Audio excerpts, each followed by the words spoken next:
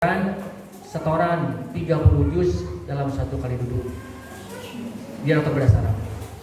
Ya, satu lagi dokter Orjin, 65 tahun, perempuan, masih aktif operasi. Itu juga sama. Ya, dia setor sekitar 15 tahun yang lalu satu kali duduk. Itu kan ibu-ibu, ayat tersapal sabar aja sedikit. Ya, bapak-bapak. Ya. Alhamdulillah saya pernah ketemu dan kemudian karena masjid di rumah sakit Gaza Hospital itu bersebelahan dengan IGD. Jadi setiap hari saya sempat untuk bisa sholat di sana dan berkenalan dengan para hafiz di sana. Alhamdulillah saya juga dikasih kesempatan untuk bisa setor. Ya, setor di sana beberapa kali, mendengarkan setoran dari mereka, dari anak-anak. Mereka juga tanya, alhamdulillah saya tidak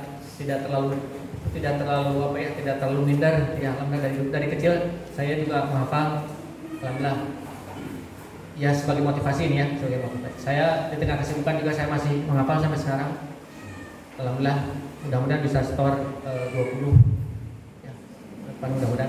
Targetnya 50 tahun sih, 50 tahun yang lalu. Usia 50 tahun, 3 tahun yang lalu. Saya inginnya sih setor semuanya, tapi saya belum sanggup. Jadi saya masih punya utang 10 juz lagi. Mohon doanya dari Anda. Ya, saya punya kesempatan untuk ngobrol tentang Quran, bagaimana mereka belajar segala macam di tengah gempuran. Jadi pernah beberapa kali saya direkam, cuma nggak bisa saya tampilkan di sini ya. Dia lagi sholat, tiap sholat saya ngerekam di sana, rekam suaranya. Jadi beberapa waktu sholat itu Pak, pas sampai kita takbiratul ihram, jedege. Jadi sholat juga sama seperti itu.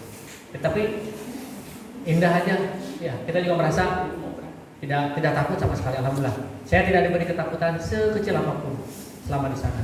Ya, alhamdulillah. Karena suasana mungkin ya, saya terimbas oleh ruh-ruh yang qawiyah, ya. Ruhul qawiyah. Mereka begitu kuat. Ya, sehingga ruh yang kuat itu kemudian menular kepada kami. Salah satu contoh ini, aktivitas Pak. Ini di tengah gempuran, lihat pasar jalan Pak. Bu, lihat pasar jalan. Padahal ini di tengah gempuran. Coba, namun ayah bom teh ditinggalin, jatuhnya di mana nih? Nah, kalau jatuhnya di situ mereka mungkin hanya menghindar sebagai ikhtiar maksimal, kan nggak boleh kita juga mati konyol gitu. Mereka menghindar, tapi tidak ada rasa takut sedikit pun.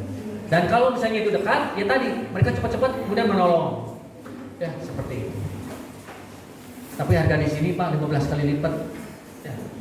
Satu air ini yang biasanya 1 shekel. Saat itu sekitar 10 sampai 15 shekel. Ya, itu yang air yang bening. Kalau air yang berwarna, airnya syai itu teh itu bisa sampai 20 shekel. Kopi di sana tuh enak Pak. Ya, saya sudah lama nggak minum kopi karena tidak enak ke lambung. Di sana saya tidak apa-apa Pak, alhamdulillah. Kopinya murni, pahitnya enak. Ini jadi promosi kopi. Ya, lihat mereka semangat. Nah, ada beberapa yang saya pengen gitu beli, tapi alhamdulillah nggak bisa turun dari mobil saya. Nggak bisa turun. Apa? Adanya kopi harus ada yang lain. Nah ini, jadi kohla di sana tuh, kohla Gaza itu enak sekali. Ini Idul Fitri di Mukhayam Yatama tenda orang-orang yatim. Ini yang menjadi imam saat itu ini dokter anak dari Inggris. Tapi keturunan Arab, jadi dia bisa bicara pakai bahasa Arab. Ya, kalau saya mungkin di sana ceramah pakai bahasa Sunda kan nggak akan ngerti mereka ya, karena keterbatasan saya bahasa Arab juga saya cuma sedikit. Ya, ini yang baju yang pakai topi Adidas ya, yang gini, itu kepala keluarga Bu. Itu anak kecil kepala keluarga, karena dia yang paling tua di keluarganya sekarang. Usianya kalau level kita mungkin 2 SMP atau 2 sanawiyah. Jadi kepala keluarga. Ya, ada yang sedih. Ya, ada tetangganya tuh sebelah, ada ibu-ibu. Memang saya sering cerita ibu-ibu di sana tuh kuat. Ya, yang fenomenal yang saya dapatkan itu ada ibu-ibu yang 7 anaknya hari itu syahid. Jadi 6 orang sebelumnya udah syahid, itu yang 1 orang terakhir syahid. Yang ke-7 dia nangis sebentar, tapi yang dia nangiskan apa? Ya Allah, 7 anak saya sudah habis, apalagi yang saya berikan untukmu ya Allah. habis. Dia sedih bukan karena anaknya meninggal, tapi habis anaknya, jadi apalagi yang saya bisa berikan untuk Allah. Wah, walaupun tetap di sisi manusianya ada juga. Ya, ada yang mencoba sampai 3 kali bunuh diri, Bu, saking tekanannya. Ya, tapi alhamdulillah yang saya temui ada 2 orang. Ya, 2 orang janda yang mau bunuh diri. Yang satu tidak jadi bunuh diri karena dia mimpi bertemu Rasulullah.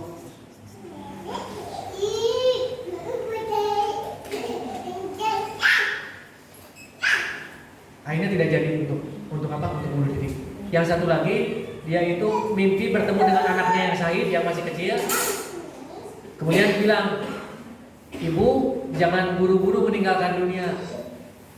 Ibu nikmati dulu dunia karena saya sudah bahagia bersama Allah. Kalau ibu bunuh diri, maka ibu tidak akan pernah bertemu dengan saya." Gitu. Jadi di mimpi itu anaknya yang menguatkan. Sampai sebelumnya dia sudah pernah mau loncat dari sisa bangunan untuk loncat, nggak jadi. Yang terakhir dia kemudian istighfar terus setelah bermimpi dan tidak jadi. Ya, mereka orang kuat.